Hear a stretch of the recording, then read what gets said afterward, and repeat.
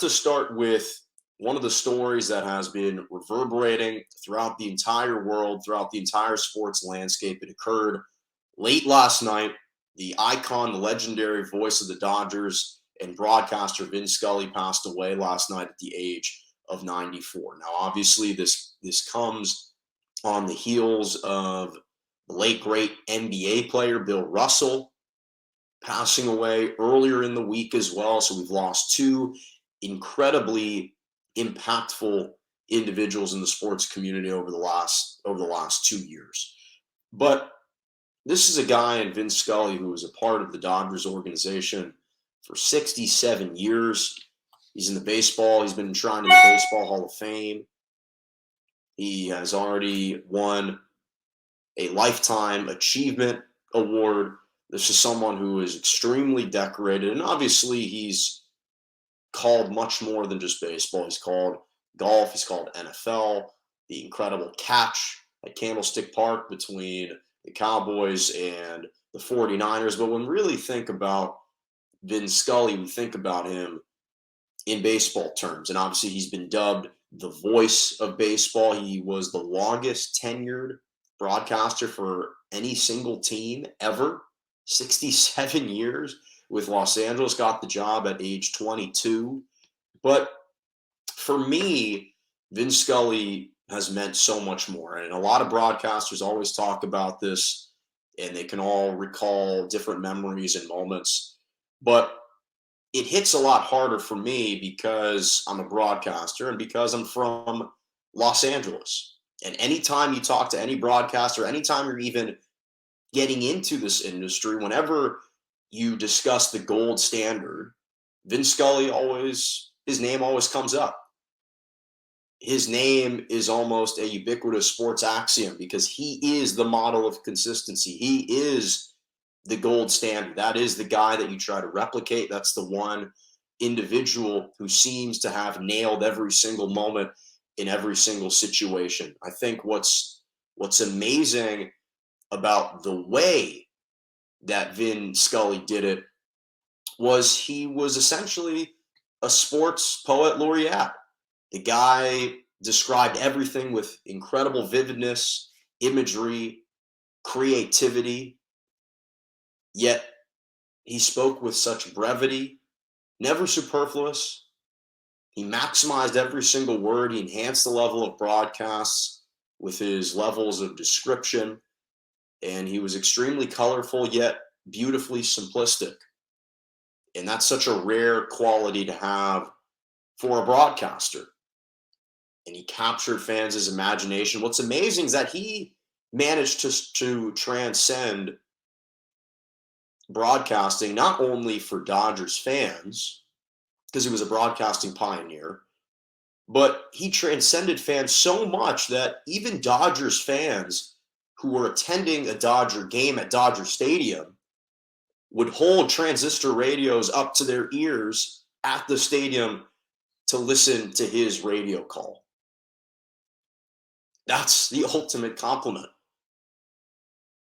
He speaks so beautifully and so elegantly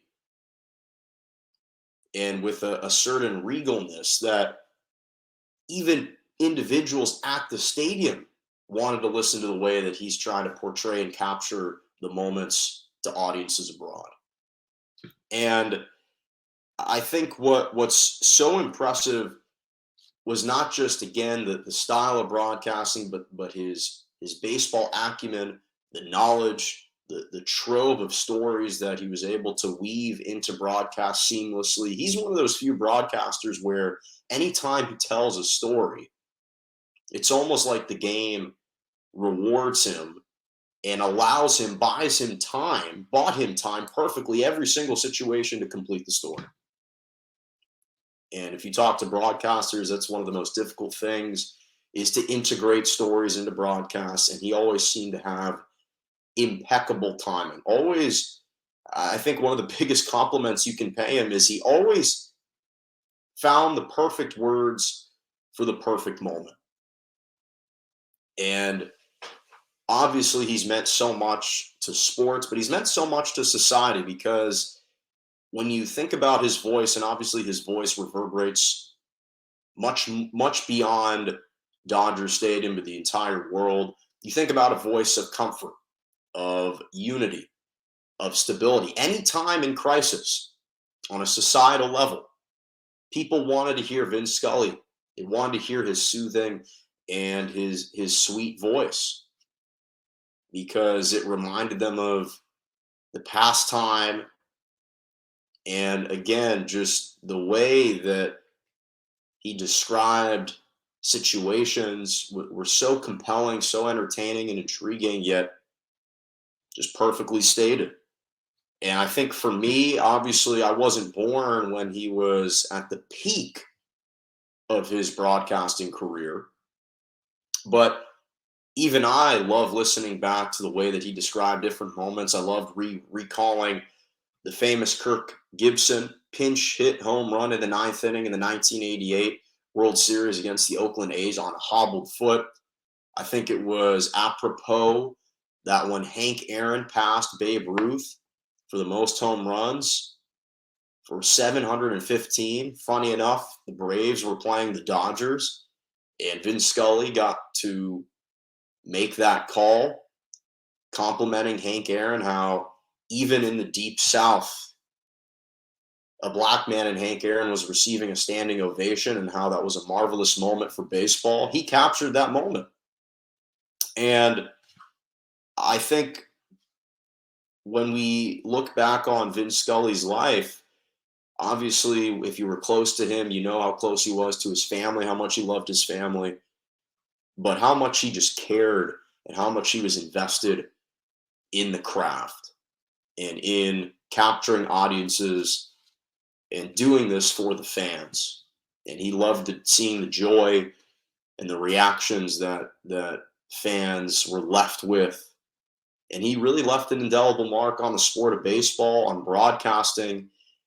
And last night, another piece of LA. We lost a piece of LA's soul last night, and the world lost an incredible icon.